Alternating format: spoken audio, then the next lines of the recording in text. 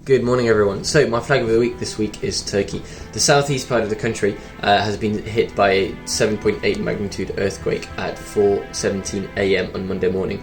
The earthquake was so strong it actually affected northern parts of Syria around Aleppo.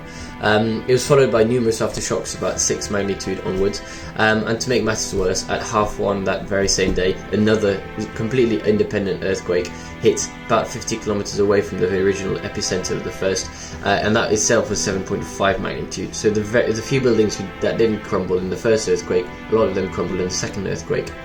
It's led to over 7,000 buildings being destroyed.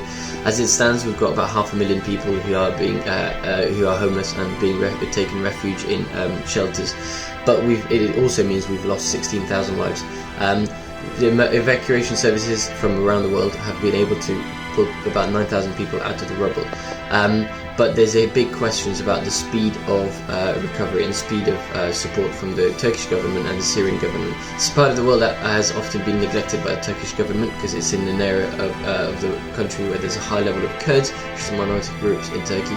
And in Syria itself, the northern part around Aleppo has been really, really badly affected by the civil war.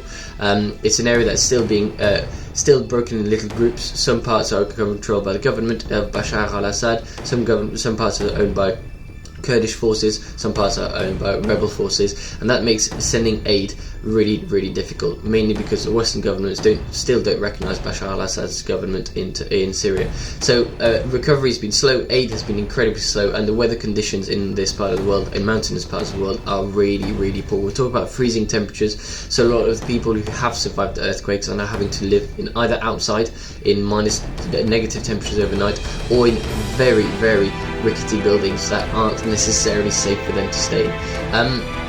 It's a disaster on a scale I honestly haven't experienced in my life in Europe. I find it incredibly upsetting to see some of the videos. I think as a now father of 2 daughters, I find it really difficult to see the videos of the young children being pulled out of the rubble and the kind of casualties the media are reporting. I think it's also highly mediatized disaster because it's so close to home. So I have not been sharing many pictures because I don't particularly think it appropriate when you think of the scale of the disaster.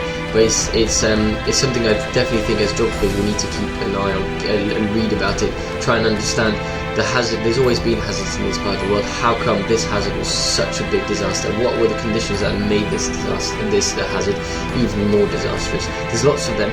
So all I can say is when you read the news, read them carefully. Make sure you don't share insensitive pictures because we're talking about 16,000 lives that have been lost. And yeah, if you can donate, please donate to this part of the world because they really need it.